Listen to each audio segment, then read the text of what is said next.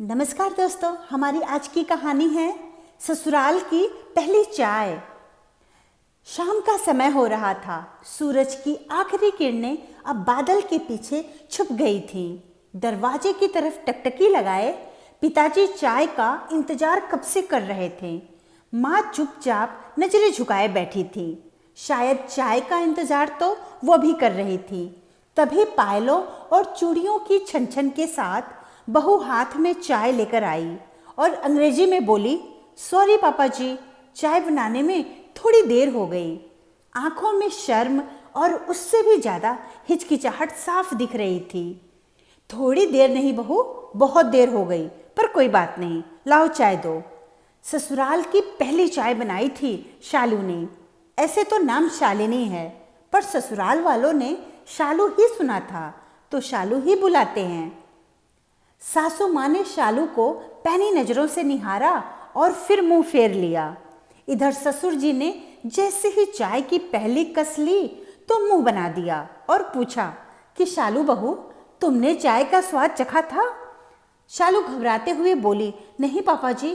क्यों, क्या खराब बनी है क्या? शालू एकदम डर गई थी। फिर पापा जी ने कहा कि जाओ, पहले तुम भी चख लो, और चाय का कप वापस ट्रे में रख दिया। शालू बड़े अफसोस के साथ रसोई में गई और चाय को चखा। ये क्या, उसे तो चाय मुंह में रखा भी नहीं गया।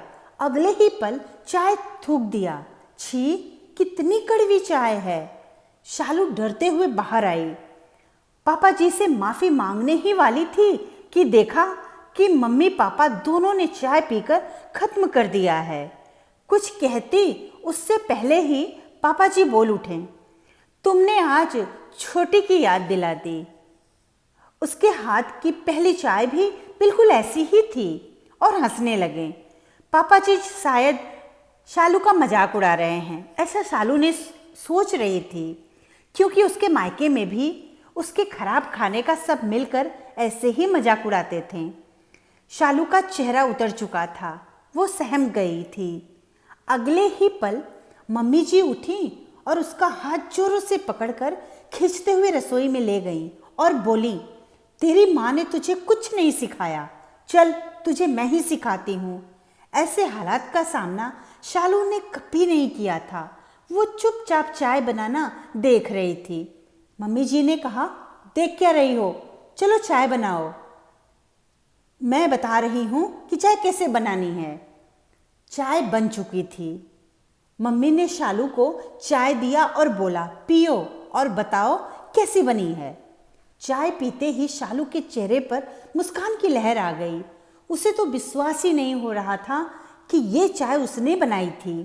वो पूरे जोश से पापा को चाय पिलाने के लिए आगे बढ़ी, पर मम्मी ने टोक दिया और तेज शब्दों में बोली, शालू, तुम्हें एक और कड़वी चीज को मीठी बनाने की जरूरत है। शालू का सारा जोश खत्म हो गया। वो डरे और उदास नजरों से पूछी, क्या मम्मी जी? मम्मी ने कहा, हम तुम्हारे मम्मी जी पापा जी नहीं हैं, मम्मी पापा हैं। दो पल तो शालू कुछ समझ ना पाई, पर उसके बाद उसने खुद को रोका नहीं, मम्मी के पैर छू लिए। पर सच तो ये था कि वो मम्मी को गले लगाना चाहती थी। खैर, इतना सब हो ही रहा था कि पापा भी रसोई में आ गए और बोले, मुझे ठंडी चाय मिलेगी क्या? शालू बड़े ही आत्मविश्वास से बोली, नहीं पापा, मैं फिर से गर्म कर दूंगी। पापा को लगा कि उनकी बेटी छोटी लौट आई है और शालू का मन चहक उठा। मम्मी अपने गुस्सैल आंखों के पीछे मुस्कान छुपाए बैठी थी। कुछ ऐसे ही बनते हैं प्यार भरे रिश्ते। पापा ने कड़वी चाय भले पी थी, पर सदैव जींस पहनने वाली शालू ने भी साड़ी का बोझ उठाया रखा था।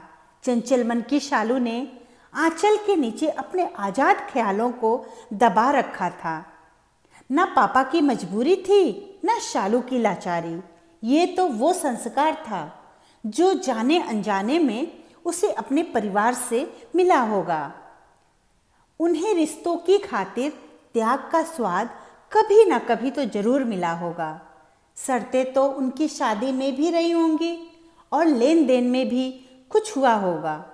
पर उन पहलुओं को सभी ने सकारात्मक भाव से छुआ होगा।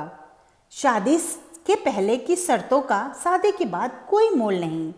सब कुछ खुल जाता है प्यार में, प्यार सा कोई घोल नहीं। अन्याय के लिए लड़ना सीखते सीखते हम प्यार करना ही शायद भूल गए। दूसरों में बुराई ढूंढने में अपने अंदर की अच्छाई भूल गए। बेटी कितनी भी प्यारी हो, पर माँ अपना संसार बहू को ही देती है। चाहे कितना भी गुस्सा कर ले, पर सारा अधिकार बहू को ही देती है। बहू को बेटी बनाकर तो देखो, खुशियाँ आपके घर आएंगी। उनको अपना मान कर तो देखो, वो आपकी हर बात सह जाएंगी। हर रास्ते में उतार चढ़ाव दोनों होते हैं। वो हमारे पर निर्भर करता है कि हम उन्हें कैसे देखते हैं। धन्यवाद दोस्तों। कहानी अच्छी लगी तो लाइक और सब्सक्राइब जरूर करें।